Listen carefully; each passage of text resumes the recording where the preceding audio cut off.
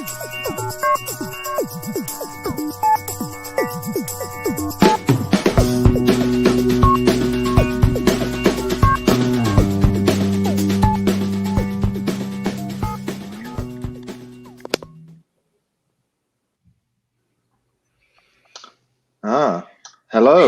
Hello. Hello and good evening and welcome to this PPL Independent Venue Week panel on the Yorkshire Momentum Fund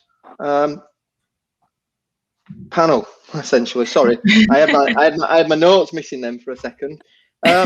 So this evening we're going to speak about what the fund is, the history of a fund, when it started, what the aims are around it, how you can apply, top tips to applying, and where to go next and about the next fund. So from here, can we go around and introduce ourselves?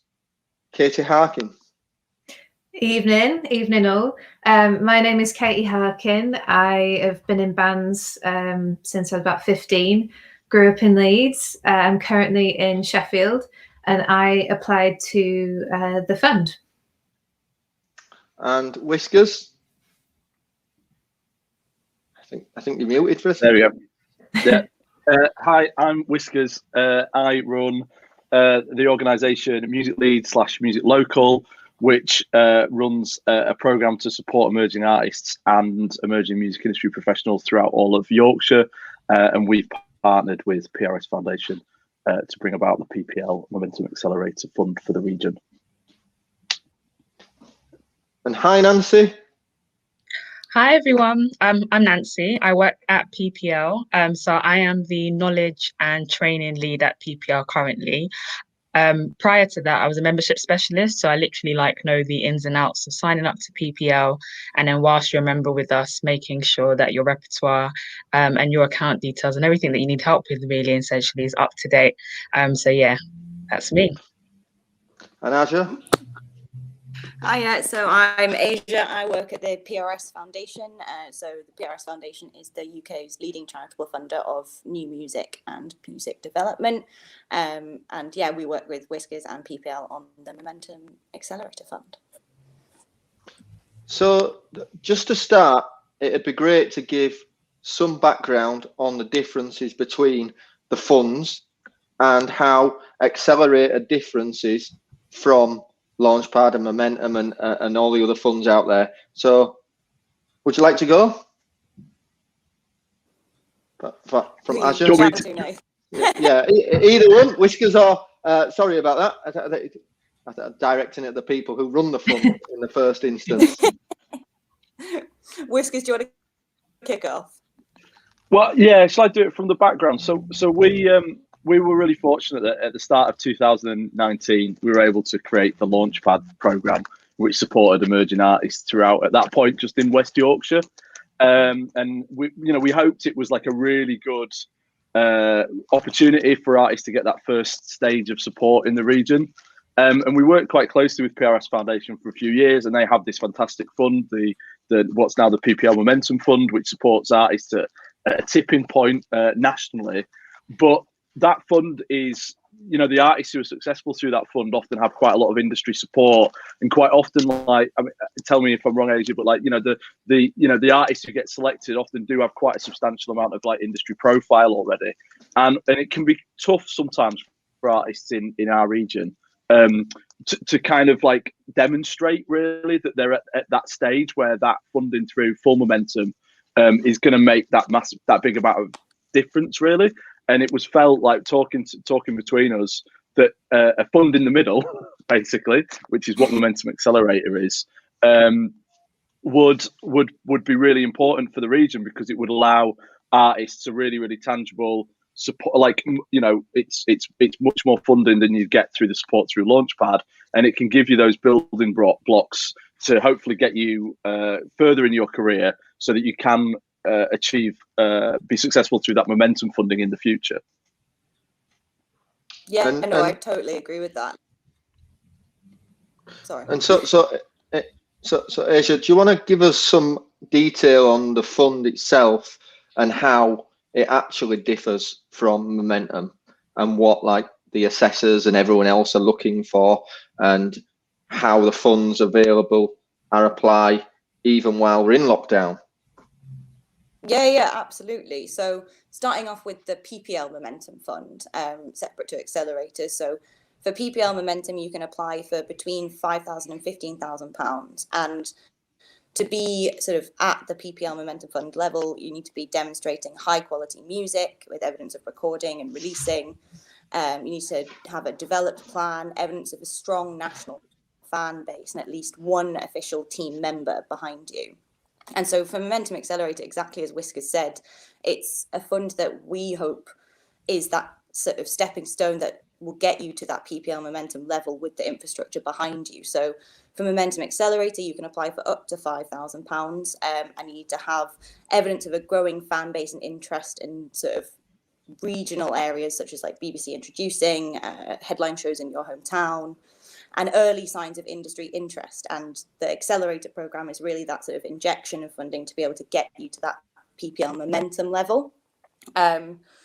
All our schemes at the PRS Foundation are running throughout this kind of current situation, and we are being as much as we can a flexible funder, and in conversation with a lot of artists who are applying, making sure that our schemes are available for artists who need support through this. So we're also, if you were thinking of applying for live activity, we would be able to accept an application for that, but you would need to be considering, the impact of restrictions, any sort of contingency planning around that. And we'd ask you to, if you were successful, complete a exceptional circumstances form that would just outline what your thinking is in terms of COVID planning, and we might hold some of that funding in escrow until we can be confident that that activity can go ahead. But we absolutely are accepting applications across all of the different areas that the funds can support. So whether that's live, PR promotion, recording, collaboration, etc. So that really shows you how flexible the fund can be, and what kind of ambitions they can do. So do you want to give us some kind of ideas also how the fund can be spent? Yeah, for sure. I mean, maybe it would be interesting to hear from Katie on particularly what she applied for.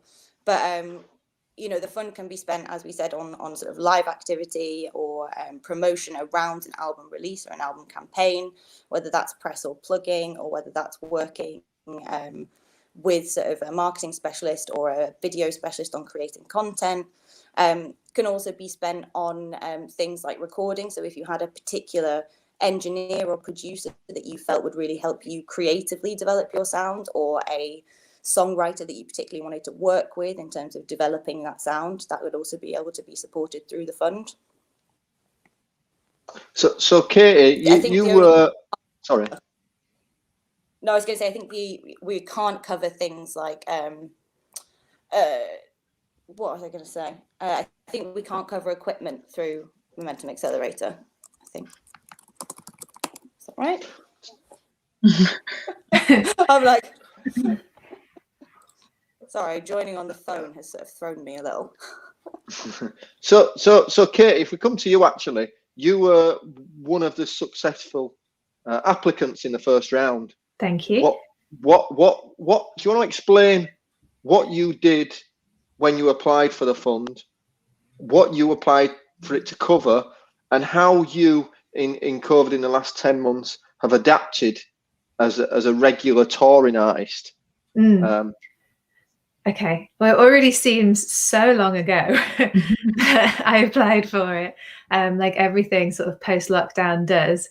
But some sort of context, I released, I've been in bands for a really long time, but I only released my first debut solo album in the April of the first lockdown. So just a few weeks into it. And my wife and I started a record label called Hand Mirror in order to do so. And we were really touched by the response, but obviously totally heartbroken to not be able to go and share the experience of the record with everyone with touring, because I think as a musician, there's a real kind of introvert extrovert balance, and the introvert is the studio side, and the extrovert is the sort of touring side. And in coming to sort of synthesize what I wanted to do with the project, it did make me reconsider what the recording process sort of means for me, because I did apply for making an album, and having this sort of forced, say, opportunity to stop touring, shall we say, has meant that I've really been able to look at the skills that I'd sort of learned on the job, but maybe like 90% of. And this fund is really enabling me to refine as an individual artist skills of production that I hope will last forever. So specifically, I applied for funding for the mixing, mastering, and promotion of a new album that will release on Handmirror. So yeah, it's felt very empowering, and you know, the huge financial benefit aside, has felt like a real vote of confidence. And it's been amazing to have the sort of structure that it's offered, just as the structure of the music industry has sort of dissolved in so many other ways. So yeah, that was my approach to things. So kind of on from that, you feel it's made you rethink how you're going to approach stuff in the application. When approaching it, you had to start thinking a little bit more serious, and it gave you the opportunity to upskill and pass on those skills to other people. Do you think that was a real benefit? And has it allowed you time to think about your time management and focus more on recording? Definitely. And I think it's part of it is, there's a fun sort of, usually like a social element to recording. And previously, I don't think it's a coincidence that a lot of my recording career had been spent outside of the region. I'd be in Yorkshire, write an album, and then leave to go and make it. And I think that's one of the fantastic things about like a regionally specific fund like this one, that it does empower people to think about, what we actually have around us and what you actually have yourself. And, the conditions of the lockdown, meaning, really, I mean, the last record that I did record a lot of it myself at home, but not the whole thing. So it was, it was more like a sort of, everything was pulled sharply into focus, and then why not the whole recording process too? Excuse me, let me just take a drink from my jumbo mug. Great bit of sort of advertising there. We support and endorse that, and supporting independent record stores. There you go. There we go. Would anyone else like to comment on what Katie was just discussing there?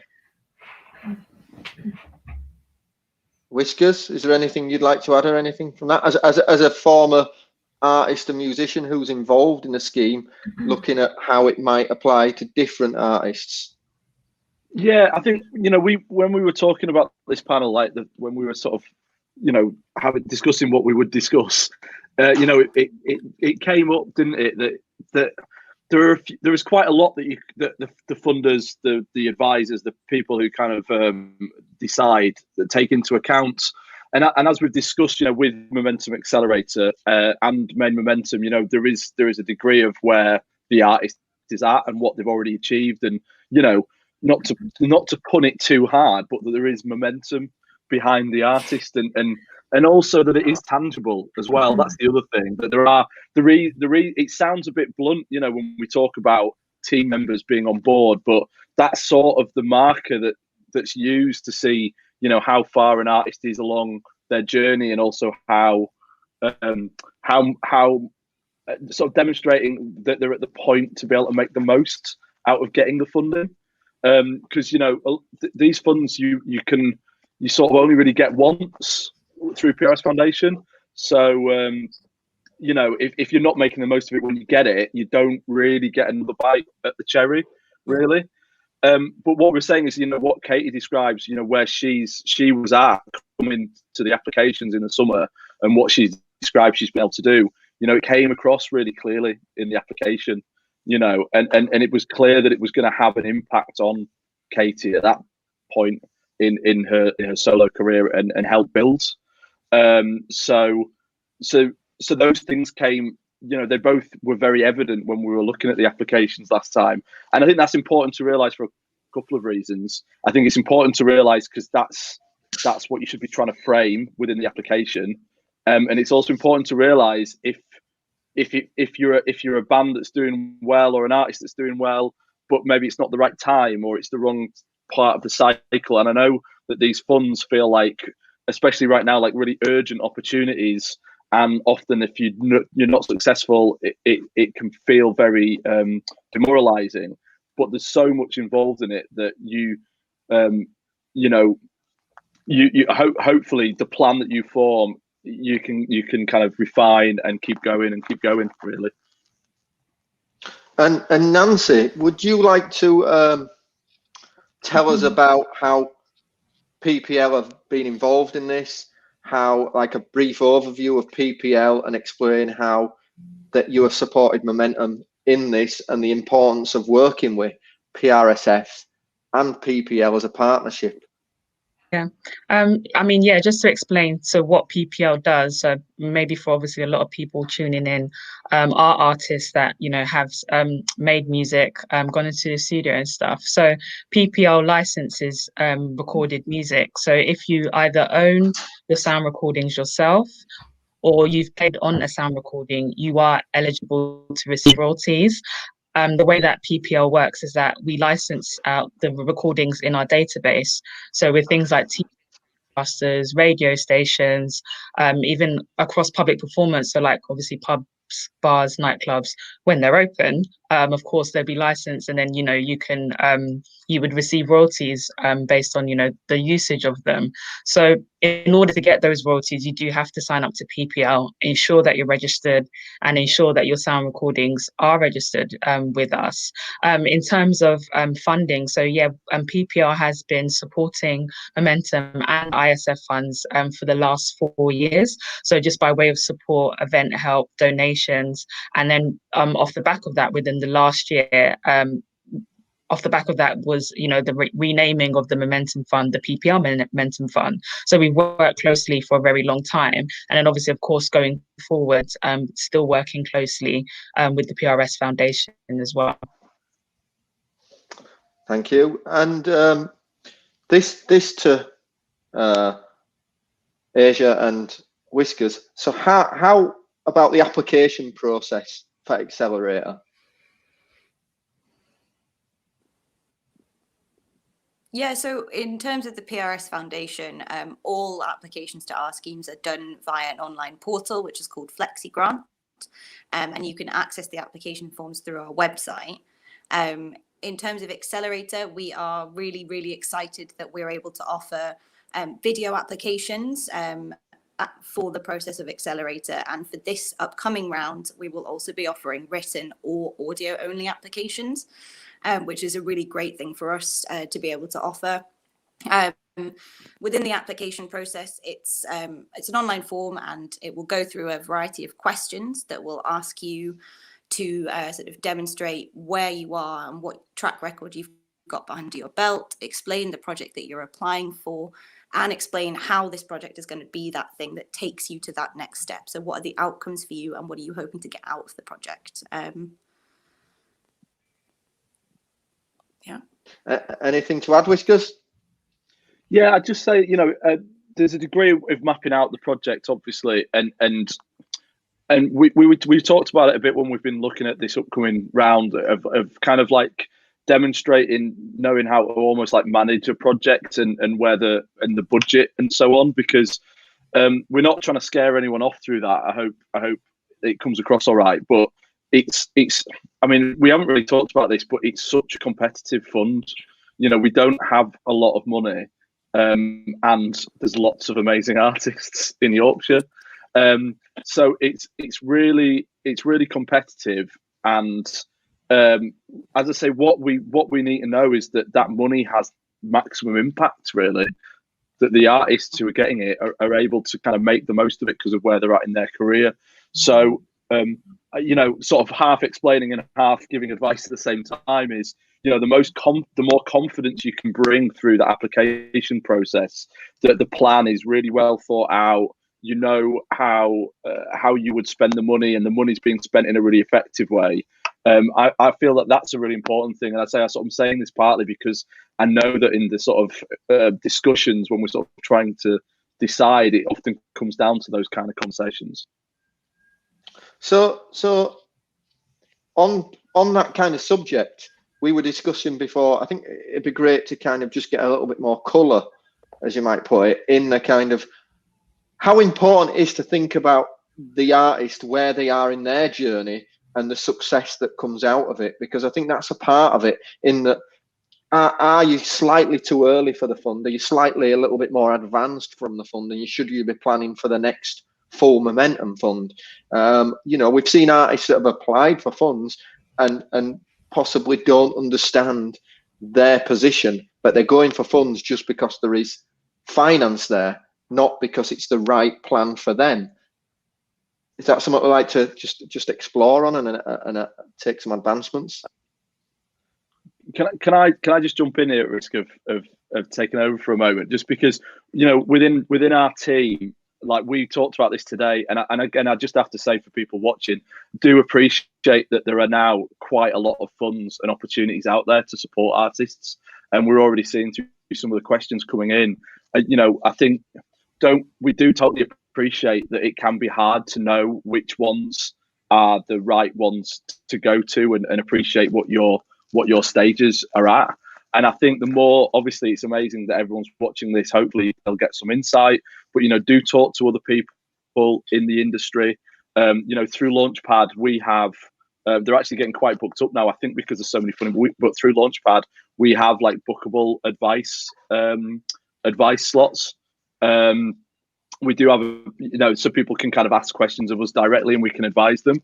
But I think, so your question is knowing what stage to be at. I think the more you're kind of talking to people around you to try and get the context for that, look at who's been funded before, look at who's been funded for Momentum before, and like where they're at in their careers. You've got the 3 examples of who got funded from Momentum Accelerator last time. So again, Katie, who's on this call, but there was also Simeon Walker, an English teacher, and look at sort of what they're achieving.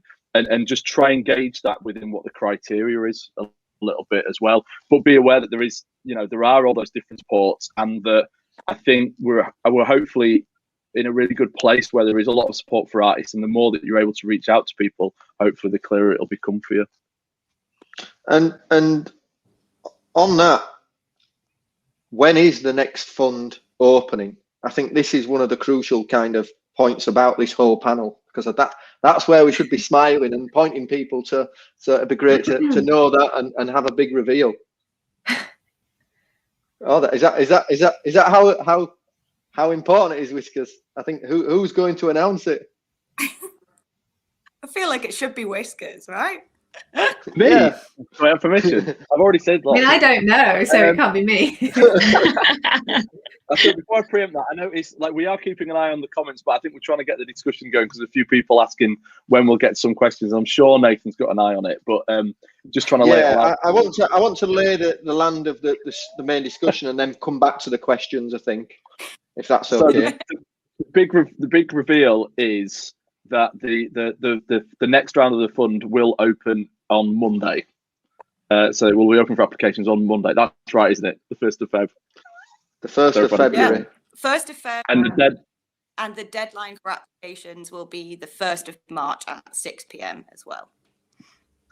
So 1 month to get everything down, researched, put in, analysed, and put towards yourself, and then hopefully. Again, just the thing I want to emphasise again, because we talk to artists so much. Again, I know it can feel like you're putting a lot into these applications, but actually, there is a lot of value in sort of thinking about what your plan is. If you haven't got a plan and you're trying to shoehorn an application funding in, it probably won't come across as well as a more fully formed plan.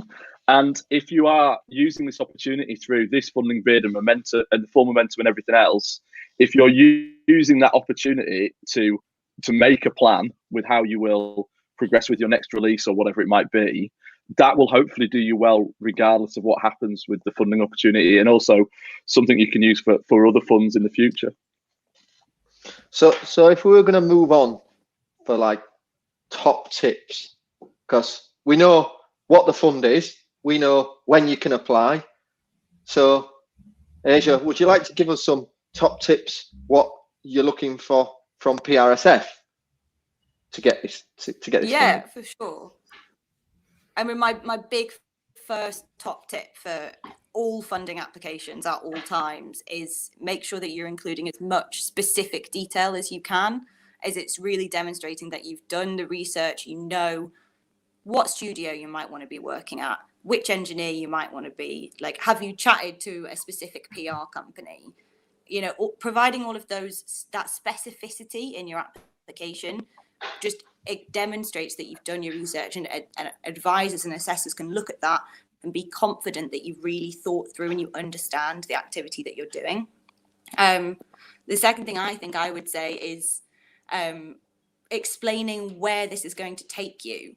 So how is it going to help you creatively develop? How is it going to encourage sort of cross collaboration? How is it going to increase your fan bases? Because that's really about why this investment or why this project is going to take your career to that next level. So really thinking through the impact of the activity and the outcomes that you're hoping for.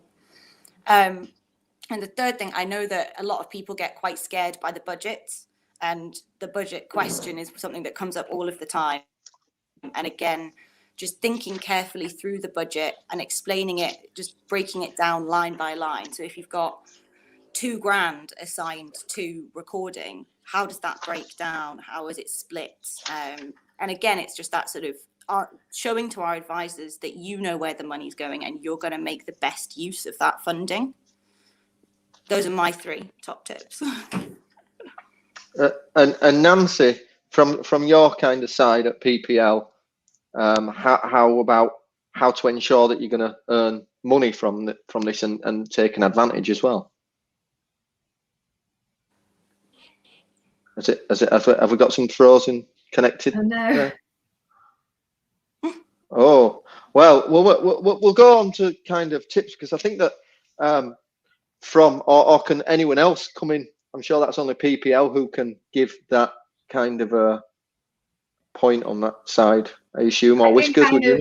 I can chime in with the sort of, artist perspective, as in the things that I've felt having to tell myself through funding applications, this being my first successful funding application, in that the challenge is to remember to see it as a project that's separate from yourself, that you are seeking to getting funded, not I am looking to get funded. Because I think with any creative work, it's a really natural instinct to take any decisions based on your creative work personally, because it is so personal to musicians and creatives in general.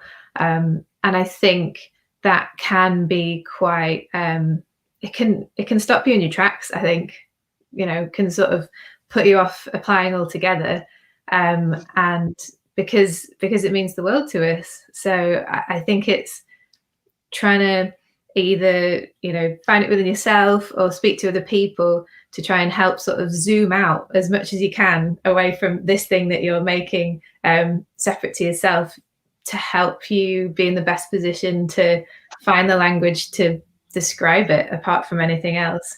I'm not sure what the fund is this time, but the one that I did was video, which it took a bit of getting used to, but I think the sort of the time limit is helpful to make you be more direct. Well, I hope so, because it's easy enough to waffle.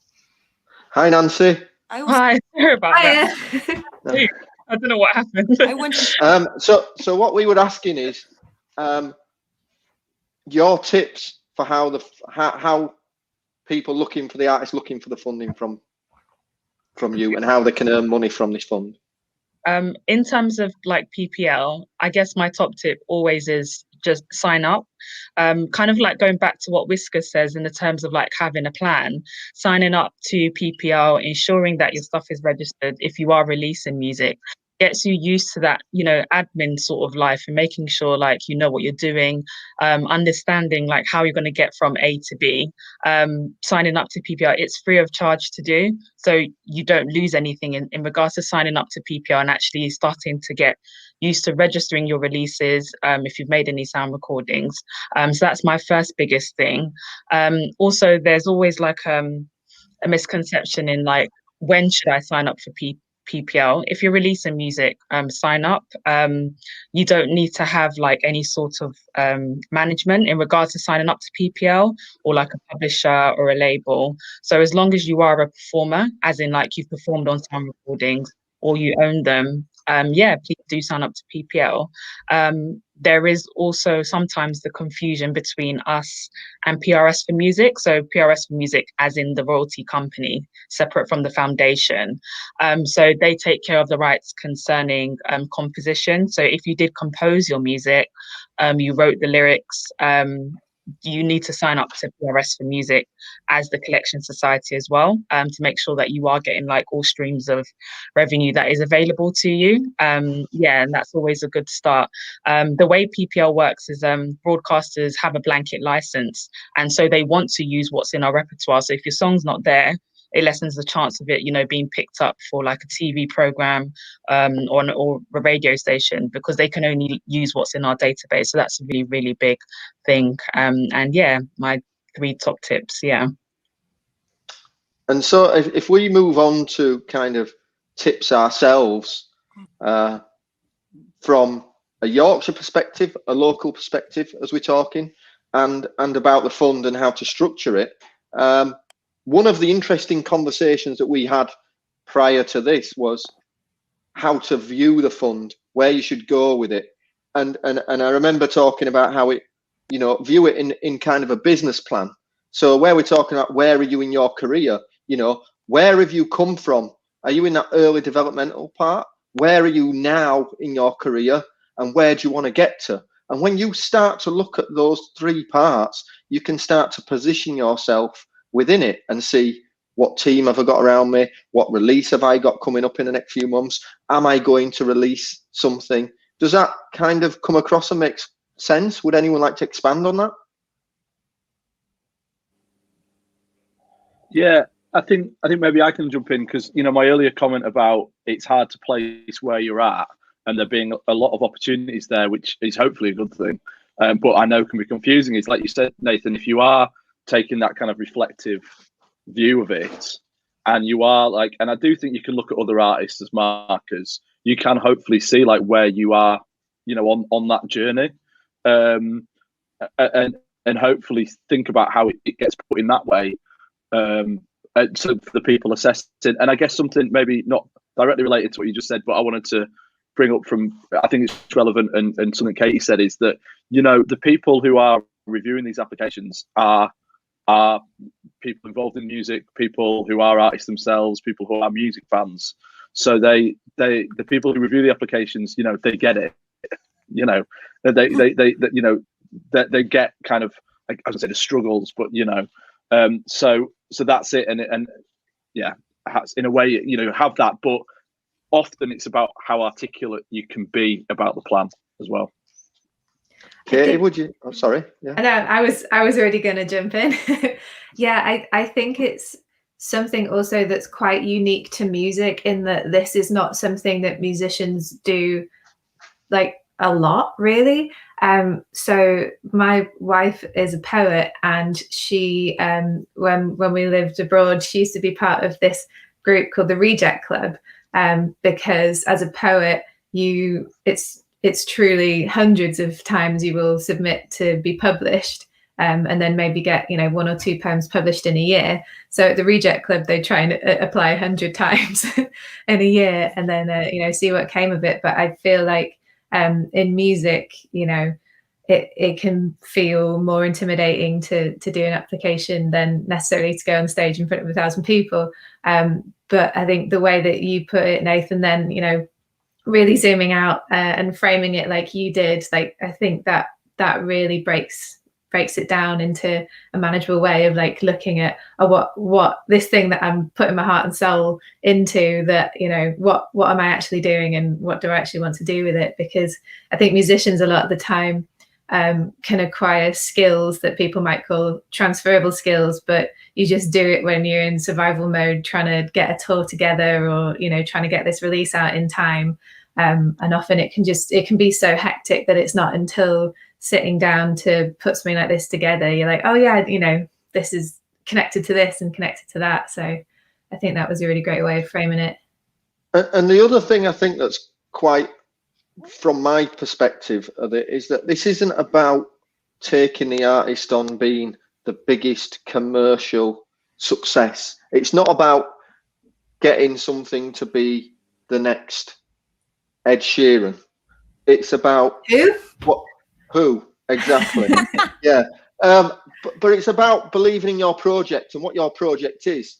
And if your project is about releasing something that's going to be amazing. So you look at some of the other people that were successful, you know, Sim Walker isn't necessarily the most commercial artist that you would put out there. So I think it's stressed. You've got to stress that this fund isn't for, you know, what you would consider the biggest commercially artists that is aiming for. I think every project has its value, and that's why it's quite, you know, inspiring to see the diversity of projects that come through and what happens in there and how they convey them.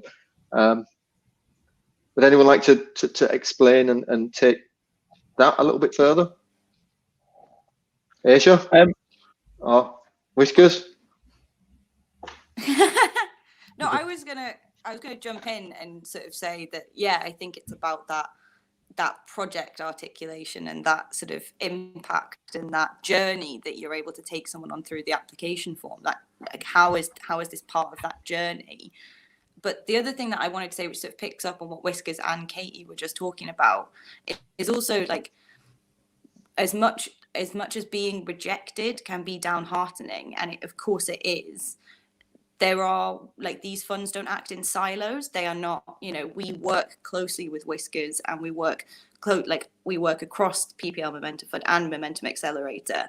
And one piece of advice that I would give is to make sure that you are maximizing the contact that you have with us afterwards, or the follow-up. And, you know, so at PRS Foundation, we offer telephone feedback days for anyone who is unsuccessful, where you can call us and we will talk through with you the feedback from the industry advisors on your application.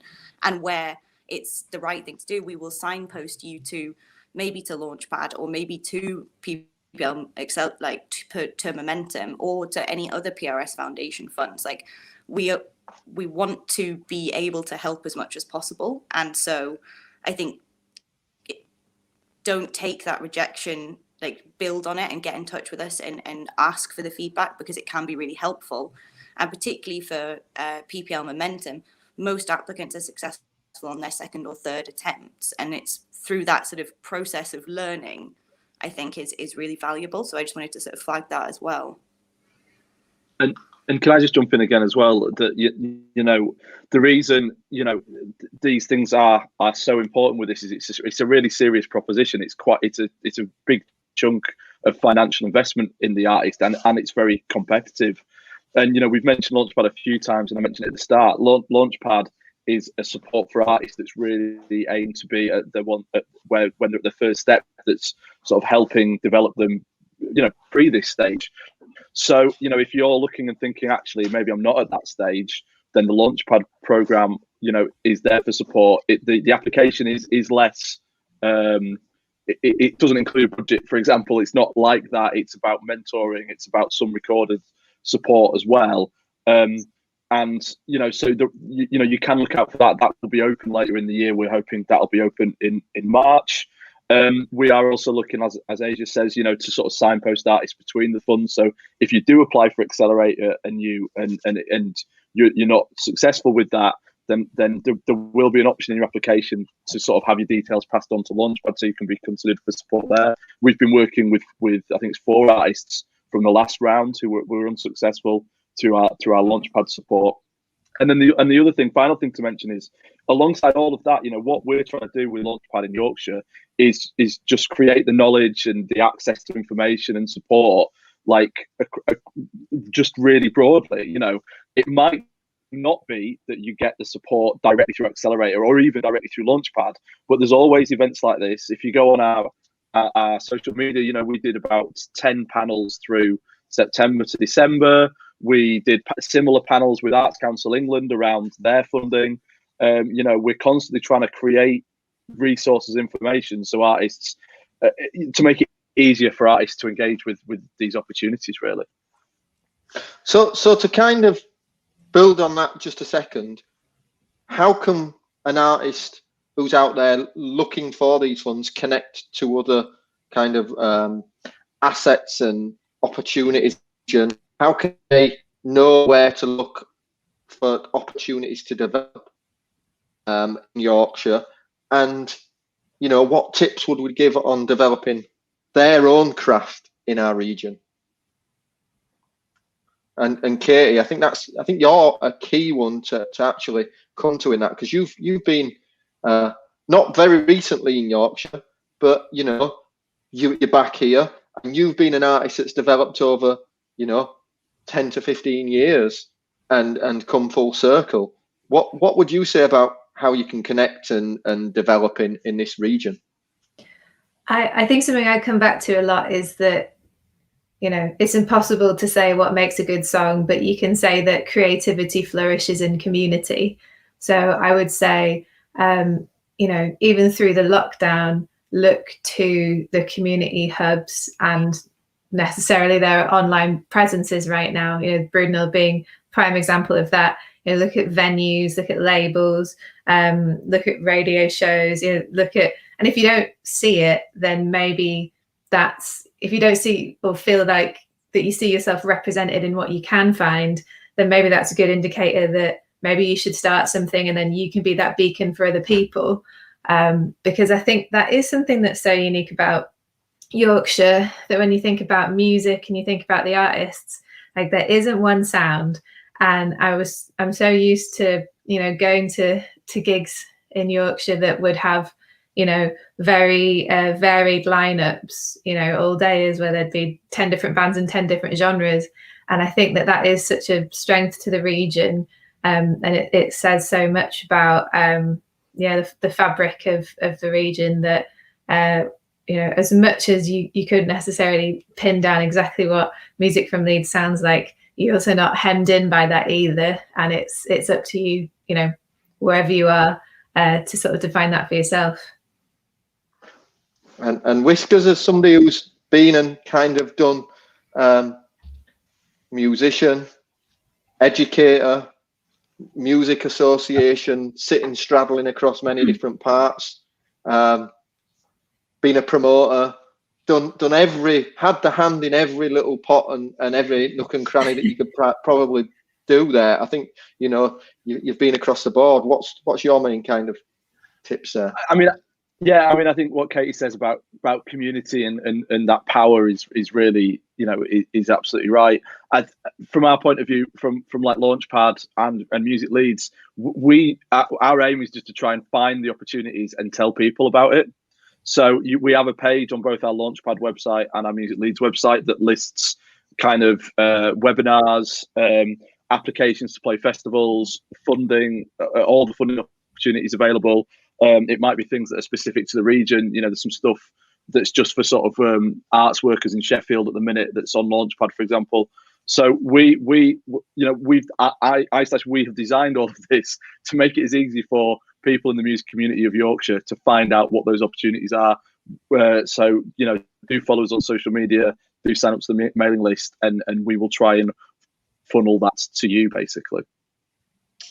And I think from my side as a venue, what I'd like to say is, we put out lots of playlists. We did a massive local artists kind of playlist who are not on Spotify.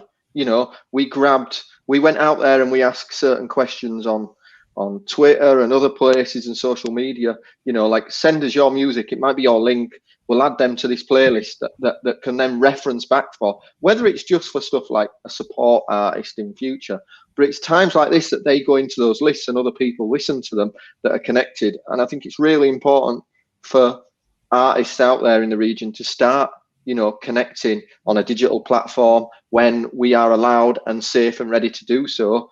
Get back and step over the threshold of venues. Start asking the people who are at the merch table and the door, you know, what can they do to get involved? Not necessarily in that, but their artists and how they can find, you know, like you talked about, Katie, the community that is here all around. And I think that's a really key word in the community that we talk about, like how interconnected everyone is within Yorkshire of that kind of nature. Yeah, definitely. And just in terms of artists sort of fostering their own communities, Patreon has been really essential for us this year in so many ways. And it's been really moving to see a community of people come together to support Hand Mirror. And it's definitely, I mean, this whole year has been different for the record than we thought it would be in just about every way.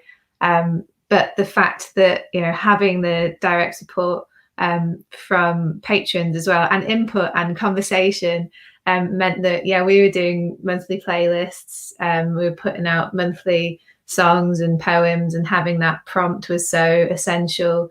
And it meant that in terms of community fundraising that we could respond to over the year, you know, that we could offer things that would be 100% to charity because our patrons had paid for the manufacturing of them, which is just so magic. And it just, you know, it goes to show what can happen when you're clubbed together and put a, you know, come together.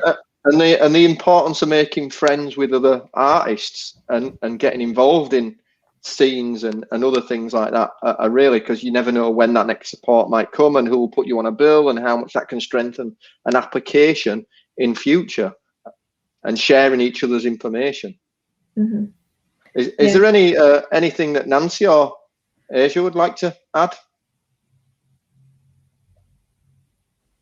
I just think that you're both right. Like before I was at the PRS Foundation, I was at a community arts venue, and I think that everything that you've said about sort of bringing people, the joy of music is bringing people together, and I think that you're all spot on, basically. So I'm just like, yes, correct. So the same, like literally just nodding my head and saying, yeah, it's just really important because I mean, obviously working at PPL, you do speak to a lot of artists, and yes, undoubtedly the last year has been incredibly difficult, and communities have seen it. And I guess especially from a PPL standpoint, and you know what we've done in regards to like donating to funds and ensuring that, you know, while people aren't touring, while maybe they're not able to go into studios to record music, there is something there for them, and that they haven't been completely like left in the lurch. But in order to be connected, you need to find those connections, you know. So yeah, definitely agree. So to go to some questions as well. Some of them we've covered, but it'd be great to go and give a direct answer and find out about it. Holly Ann Sounds asked us, which one of the funds, if we don't have an industry professional, should we? So I think Whiskers might be quite positive to go and answer that. Well, actually, it might be Asia, but what I'd say is that, you know, Momentum Accelerator is it technically, do we ask for one team member or people interested? It's early signs of industry interest and or working informally with other music industry professionals for Accelerator. Yeah. So for PPL Momentum, you need to have an official team member within your team. So that's a manager, a bookings agent, a record label, a publisher. But for Momentum Accelerator, it's just early signs of industry interest or working informally with other music industry professionals. Okay, and then Stuart Fletcher has asked, are applications accepted for artists who already have recording contracts? So I think. So I'm not sure if this is. But go ahead, Whiskers. No, I was just going to say, so I think that it depends on the level of support, really, doesn't it? Because a recording contract means, many different things. And it's about the need that the funding brings. Put it that way. So it'd be the strength. Sorry. No, I was going to say, so for all PRS Foundation funds, if, for example, we cannot support artists that are on a major label. But if you have a recording contract, as Whiskers said, it's about understanding what that deal is and what the level of investment from them is, and therefore why the funding support is needed. Okay, and yeah, and is there an age restriction to the fund?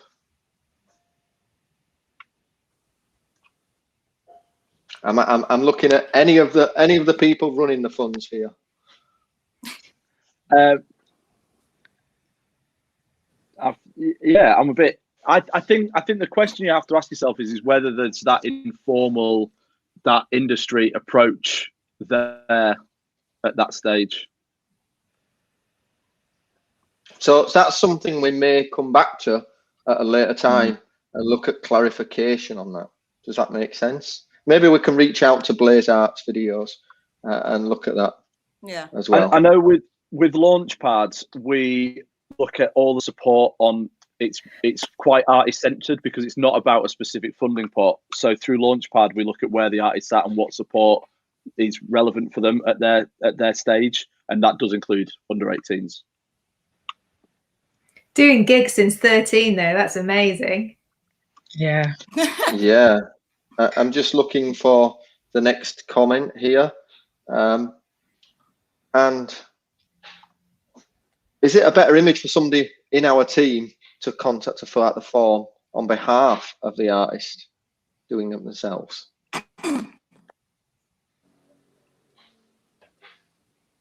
Who should we go to there? I think all these are going to be at the funding bodies, obviously. Sorry about that. That's all right. So I would say it's about who is going to be able to best make that case that you need the funding support. And I would say that often that is the artist who is able to articulate their journey better. But for PPL Momentum, we do often have applications from, so if you're working with a manager applying on your behalf. But again, it's really about the artist, the music creator's journey, and who is best placed to be able to articulate that. Hope that answers the questions. There's no right answer, but we'd like to hear from the music creator or from someone who's directly working within their sort of career development. Okay. And Ceiling Demons, if you'd applied for the Open Fund before, can you apply for this? Yes. Pretty straightforward. And Asia, just to clarify, because we were talking about this beforehand, one of the things with PRS Foundation's funds at the minute is there are nearly all of them are open, like right now. If I'm not putting you on the spot, like where do people stand? I think a few people have mentioned, with applying to multiple ones. If I can help you, we discussed when we were talking about this fund before that it's worth thinking about which has the most you might have the most chance of success through. Actually, if I can answer my own question slightly, but the official is there an official line from PRS Foundation? What? Okay. Sorry, I think my signal is. No, we can hear you and see you. You can give the answers. Okay, good. With all of our funding schemes, so the Open Fund for Music Creators is open at the moment with a deadline of the 12th of Feb. As Whiskers has already said, Momentum Accelerator is very competitive because they're just great musicians coming out of Yorkshire. And on average, For the open fund, like about 10% of applicants are successful through the open fund. And the percentage for that on Accelerator was slightly lower last round. So it is worth thinking through which fund is the right one for the project that you're applying for. And it's also worth noting that you shouldn't be applying to both schemes at the same time. Okay. And Okay? Nancy, I think so. Nancy, a question for you here. Sorry, ISRC code. So ISRC code is a 12-digit essentially code for every time you release a sound recording. So not like a whole project itself, but each individual sound recording has its own specific ISRC. When you sign up to PPL as a rights holder or a rights holder and performer, we can send you one should you request it. And what we send you is the stem. So the stem is like the first 5 characters of that code. And then by giving you the stem, it's actually down for you to make up, in quote, the rest of the digits in the code. So normally the sequence people would use is to put the next 2 numbers as the year that the song is coming out, and then designate the last number, a couple of zeros, and then last number to be 1, for example, first track on the album. One thing I will say about ISRC codes is that sometimes you might have a distributor distributing your music, and they might give you one, which there's nothing wrong with that at all. It just means that when it comes to registering your sound recording with PPL, please use whatever ISRC has been assigned to the recording already. So if the distributor's giving you one, when you're registering it, tell us that one. Don't use the one that we've given you. Another thing is a lot of engineers might actually master the ISRC code into like the data of the recording and embed it. And so if there's one in the recording already, when you're registering it again, once again, just tell us what ISRC is in there. So yeah, you should have one if you sign up with us. If you have any problems, literally just drop us an email, and we'll definitely put our contact details in the chat at the end. And I'm just going to. Nathan, can I just go back? Sorry? I noticed that Blaze Arts have come back with a comment about, we were talking about the young person about applying, and made the point that she's very serious and devoted despite the fact that she's young, and looking to release her own music soon. And I just wanted to then address that. What I would say is that if someone hasn't released music yet, they are probably almost definitely not at the stage to receive Momentum Accelerator funding. I think that's worth making clear. Is that do you agree, Asia? Yeah, I think we'd need to see. We need to see a track record of releasing or being a sort of working as a musician. I think that's probably a fair thing to say. Yeah. But the other point I'd make then is if you're an earlier stage, and certainly with younger people, there are lots of opportunities out there to support them. As I said, there's Launchpad. If you're in different parts of Yorkshire, there's the Warren in Hull, there's High Rhythm in South Yorkshire, there's NIMAS in North Yorkshire. There are lots of projects that would support under 18s through music. There's places in lots of different towns and villages in the region as well. So do look out for them. So there's a couple of questions that aren't on that have come in off Twitter and a few other places that we'll put up, and one of them is from Shanghai Treason, that's saying they're really excited to see a Yorkshire specific fund, and they've just recorded a debut album that's penciled for release in June.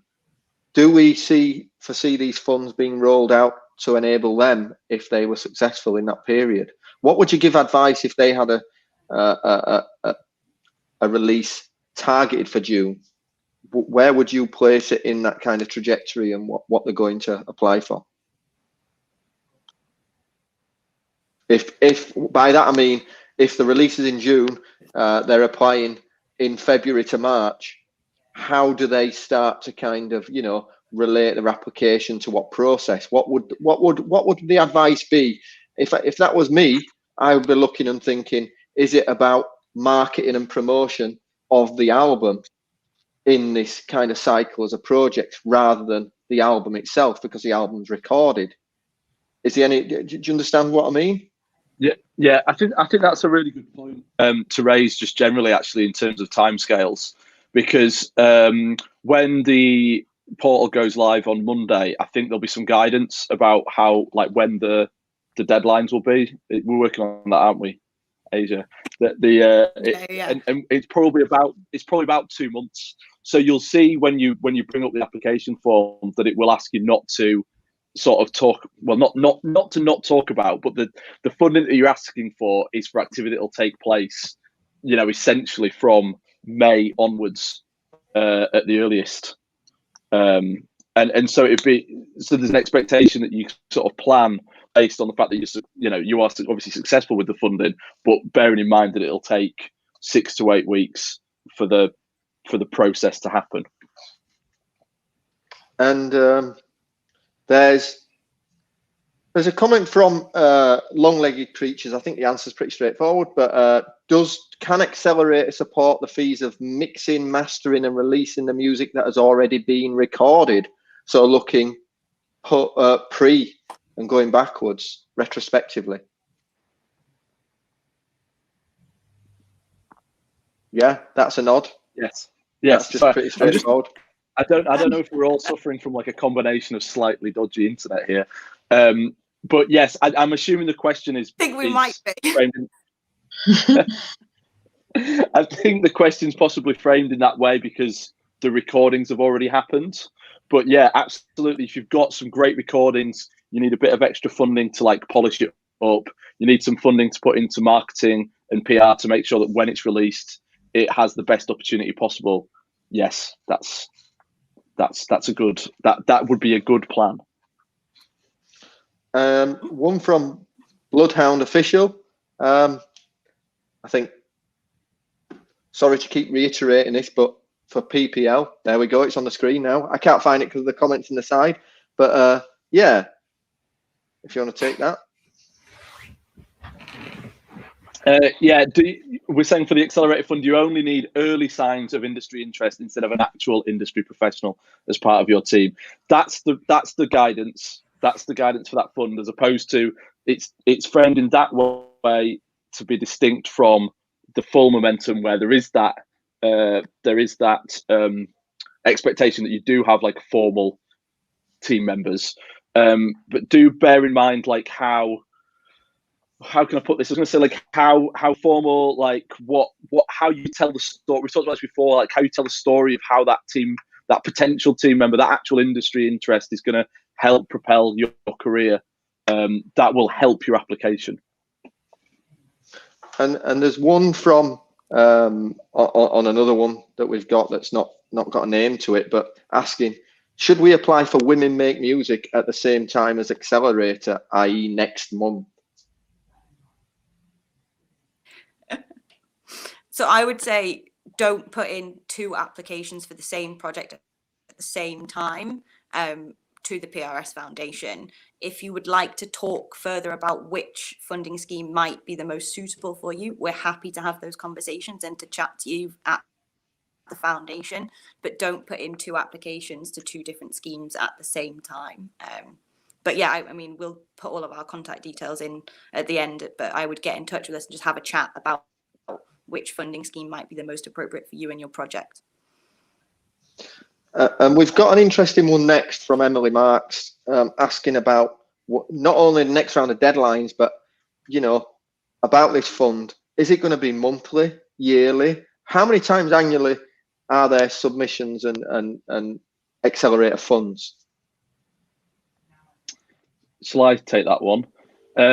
So this this fund, you know, we've mentioned it before, and obviously people are tuning in at various times, and that this fund opens on Monday, the 1st of Feb, with a deadline of the 1st of March. That's for Momentum Accelerator. I've been slightly remiss to mention that, as I did mention slightly at the start, the Momentum Accelerator has been made possible because of the partnership between Launchpad and PRS Foundation, but also possible because of the funding of Launchpad that's come through Arts Council England through the National Lottery, as well as local funding from Leeds City Council and Leeds 2023, even though it's open to all of Yorkshire. And we are currently awaiting a funding decision as to whether that fund will then be able to carry on to happen again throughout the rest of 2021. And if we are successful with that funding, we will be able to run another 2 deadlines of this Momentum Accelerator Fund. That's the Momentum Accelerator Fund in itself. In addition to that, PRS Foundation, has these other funds that we've talked about. It has the full Momentum Fund, and there are approximately 4 deadlines for each fund per year. Is that right? 4. So there, for PPL Momentum, we run 4 rounds every year, and that's approximately every quarter. And for the Open Fund and for Women Make Music, that's 3 rounds every year. So there are funding opportunities available through the PRS Foundation throughout the year. So essentially, if you feel you're not ready for this fund now, you can be looking for the next fund in the next 3 to 4 months and planning towards that and building towards it and strategically thinking about how you can get yourself and your plan into place to be successful in future, and then learn the connections and get a little bit more used to what we call that community and that thought process, and engage yourself with organizations such as music leads and things like that. That makes real sense. So yeah, and also, sorry, I just say as well, I just really encourage people to take on these conversations and think of their plans generally, and with that, if you can avoid getting fatigue from all the funding, if you've got a plan, hopefully you can just fit it in to the funds when they become available as well. Hopefully, you've got a plan, a 6 to 12 month plan of where you want to be. And if you've got it if you've kind of got it boxed down, when the right time in the cycle comes up and the right fund comes up, whether it's Accelerator or Women Make Music, or we've been working with artists on, dare I mention another funder with Help Musicians, and they have a MOBO awards fund. When the right fund comes up, you've already got the plan, and it's just a case of fitting it into the questions that are being asked at that time. And so some of the links at the bottom here are where we should kind of be looking on the Launchpad and Music Leads Launchpad, exactly. So on to some of the final questions here. Philip Gardner asked, does PPL know when music has been used in the same way that PRS does, Nancy? Yeah, so I mean, I can speak on how PPL does. So in the sense that licensees, especially TV and online radio and radio station broadcasters, are required to actually submit what they've played to us. So this is actually another reason why ISRC codes are so important, because obviously a radio station isn't going to sit and literally list out every song and title and band artist that they've played, but then what they do is submit spreadsheets of RCs as to this is what we played and when we played it. So they would do that. And then also in regards to, well, I would say about within the last 2 years, we've actually started using music recognition technology. So I guess if you kind of imagine that as like the way you have a black box in a car, we would have like a black box in a venue to pick up usage and particular songs as well. So there's that. That was obviously continuing to be used and rolled out. Hopefully when we're back to some sort of normality, that will definitely be pushed a lot more, so we can pick up this with a lot more precision. So yeah, in regards to how PPL do that, that's the main ways. And there's another one from Agna B. How long does it usually take to process PPL performers' application? And should they contact anyone if there's been a 3-month delay? As I haven't heard anything yet from submitted inquiries. Cool. Yeah. So yeah, they don't normally take that long. There were some delays last year, understandably, just in regards to now remote working and everybody fussing around, working out to do stuff and literally just getting used to a new way of life. But at this stage, no, there shouldn't. So the only thing I can think of is that if it hasn't been approved after 3 months, there may have been something that we needed from you at the time of your application when we did review it. So we might have contacted you, or we've gone back and forth with you already. So perhaps just double checking with us what the status is at the moment, whether we have everything that we need from you. So definitely send us an email or contact us just to find out the status of that. Even if your application is in the progress stage, it does have an ID, so we can identify you as well. And somebody's just asked, do Spotify submit plays as well? I think that might be to me, probably. Yeah, Or do you want to go, Whiskers? I was going to say I could do the music industry lecturer academic response. Yeah, answer, yeah. If you want. Well, I'll put myself on the spot there, haven't I now? The royalties that are paid out to recording rights owners through something like Spotify go directly through your distributor, and it's not reported in a statutory way to a licensed body like PPL because it's not for public broadcast, although confusingly you do get paid public performing royalties through PRS and mechanical royalties through MCPS. Yeah, that's literally spot on. And someone's asked, can they backdate any PPL royalties based on PRS quarterly data? So PPL do backdate royalties, but not based on PRS information. This is based on information that we already hold. So for example, especially with performer revenue, if the recording is already registered in our database, and let's say you come along later and make a claim on that recording, we can backdate up to 6 years of revenue, provided that, you know, we've been collecting because it's in our database for that time. So we can pay that. For performer revenue, we can backdate up to 6 years. If you are the rights holder, and so you own this and registered it with us before, when you add the song recording to our database, we backdate to the beginning of the year that the song is registered with us. So for example, 2021, we're going to go through the year. You release a song now in January, but you don't register it with us until June in the summer, for example, we will backdate to January and still pay out those royalties because we'll do it to the beginning of the year. I hope that makes sense. And you can contact the membership services as well that we've put on the bottom of the screen. Yeah, that's the email address. So for the person with the performer application question, especially, and then of course everyone else, just drop us an email. Okay, I think we're not far off the final kind of questions. And Holly Ann Sounds, what happens if you've already applied to both funds? To Asia or Whiskers? That's to me. Yeah. I'd say, Holly, like, you're absolutely welcome to get in touch with us. You get to get in touch with me personally if you'd like, and we can have a chat about what your application status is. Without knowing which funds you're talking about, it's a little bit hard to tell.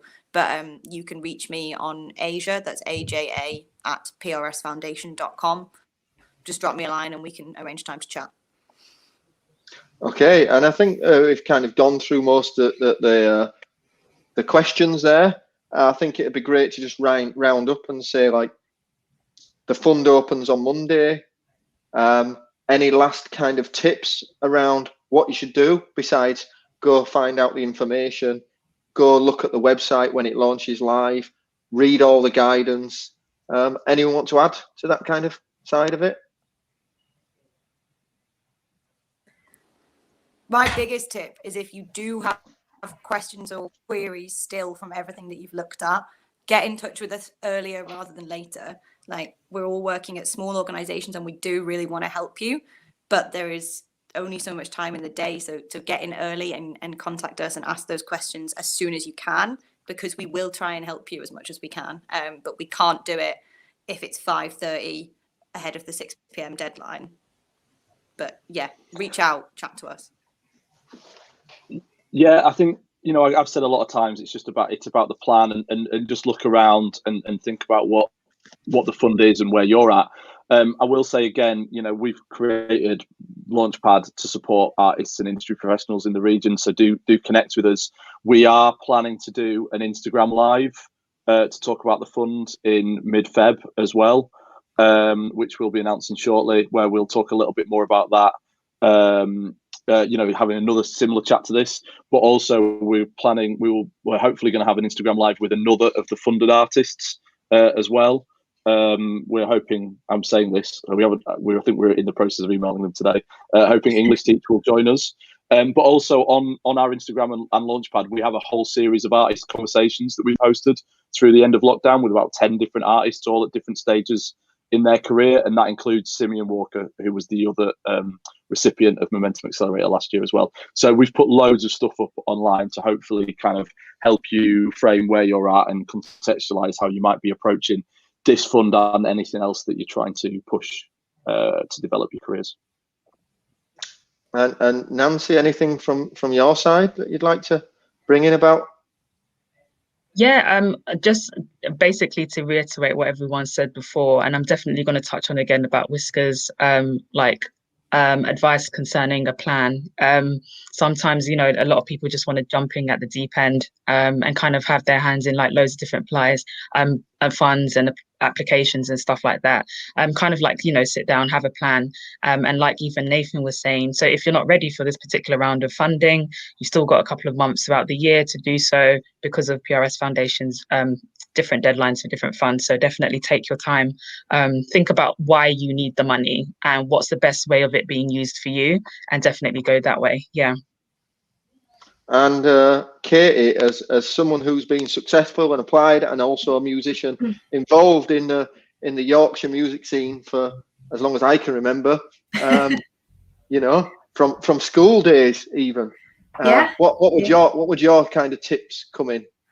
I would say get in touch, because I did get in touch and it really helped me focus it, because I think as a creative person it can be difficult trying to find that focus in that sometimes it can feel like, oh, I've got to pick a day of the week that I'm going to catch the lightning in the jar kind of thing, and how is that even possible? But it can, it was really helpful to break it down into like actual practical steps to be a scaffolding for creativity rather than something constrictive. So yeah, I would say get in touch. And I'd love to kind of just say, when is that record going to come and birth into the world? That was the conversation I was having today. So the good thing about running a label is that I can have a very good idea digitally when it's going to come out. But obviously the current environment has its own challenges of physical releases. So I wouldn't want to make any promises just yet, but very soon. But in this year. Yeah.